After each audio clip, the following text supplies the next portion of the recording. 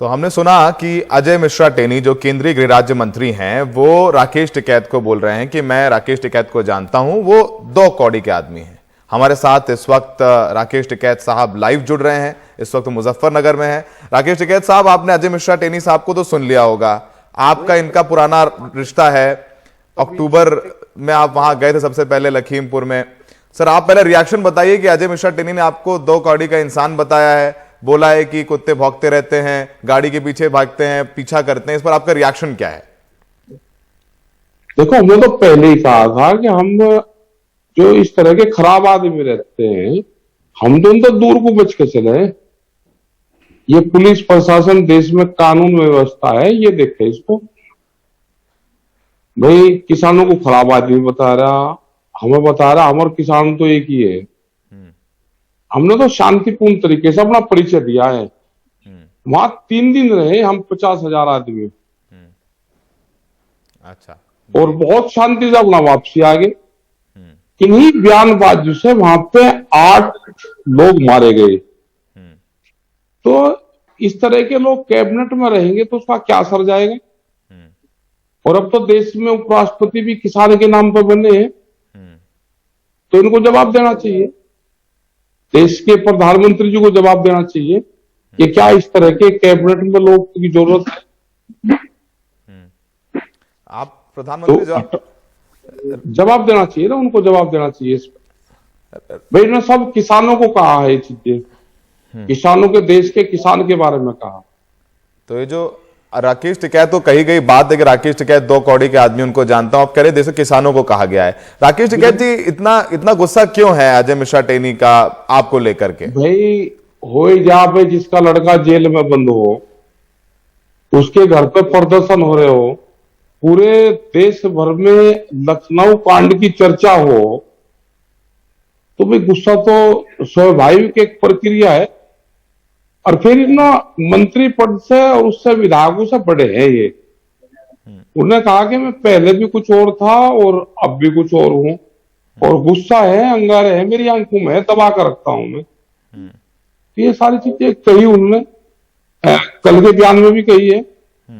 तो लोग भी वहां पे बंधनों में है, लोग भी वहां पे जिस तरह से इनके लोगों ने आने से लोगों को रोका गया है, वहां पे पुलिस भी इनका साथ देती है वहां, क्योंकि अगर गृह मंत्री रहेंगे तो जांच को प्रभावित करेंगे, और कोई वहां पे धरना प्रदर्शन करेंगे उसको भी प्रभावित करेंगे। तो इनको हटाना चाहिए ऐसे पदों से, जिम्मेदार आदमी को किसी को दे। जो विवादित लोग हैं, जिन पे 120 का मुलजिम है, जो उनको देश का गृह मंत्री नहीं बना सकते। तो अब आपने 3 दिन अभी महापंचायत करी, 18 से जाकर के 21 दिन, अब आगे क्या करेंगे? अब तो ये बयान भी आ गया उनका, संयुक्त किसान मोर्चा, आप उसके सदस्य हैं, आपको 2 कौड़ी का कह रहे हैं, अब आगे क्या करेंगे आप लोग? रणनीति क्या है आगे की? 6 तारीख की मीटिंग है हमारी, और जो हमारे दूसरे किसान के इशू हैं, उन इशू के साथ में भी लखनऊ घटना का जिक्र हर जगह होता रहेगा। लखीमपुर फिर आएंगे, अब कब आएंगे अभी तो कोई प्रोग्राम हमारा है नहीं, और लेकिन पूरे देश भर में हम जा रहे हैं, क्योंकि हमारे इशू हैं, एमएसपी है, बिजली मेंटेनेंस बिल है, स्वामीनाथन कमेटी की रिपोर्ट है, गन्ने भुगतान है। तो ये बहुत से इशू देश में अभी है। उन सब के लिए लखनऊ में भी प्रोग्राम शायद होगा, और सरकार से मिलेंगे भी हम। अभी वो कब टाइम देते हैं, तो हम अपनी शिकायत वहां पर जरूर करेंगे। आपने बात जरूर करेंगे। आप राकेश जी, अभी आपने जब बात हो रही थी तो आपने कहा कि आप लखीमपुर मुक्ति अभियान चलाएंगे। वो लखीमपुर मुक्ति अभियान के बारे में बताइए हमारे दर्शकों को, उसका क्या मतलब है, क्या कहना चाह रहे हैं? यहाँ पे अगर ये गुंडागर्दी चलेगी तो लखीमपुर मुक्ति अभियान जरूर चलेगा।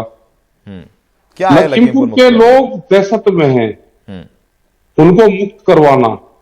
देश आजाद होगा तो लखीमपुर भी आजाद होना चाहिए। भाई ये तो क्राइम करेंगे, नेपाल भाग जाएंगे, लेकिन आम आदमी कहां जाएगा? तो उनकी दहशत भी निकालनी पड़ेगी।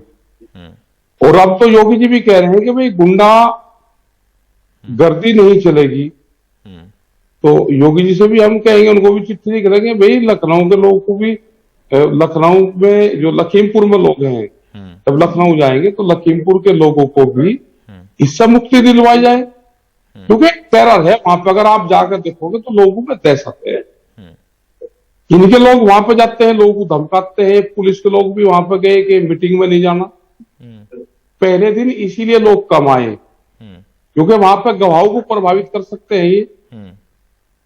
तो ये सारी चीजें हैं, हम वहां के प्रशासन को भी देंगे लिख के, और लखनऊ में भी वहां की सरकार को भी लिख के देंगे।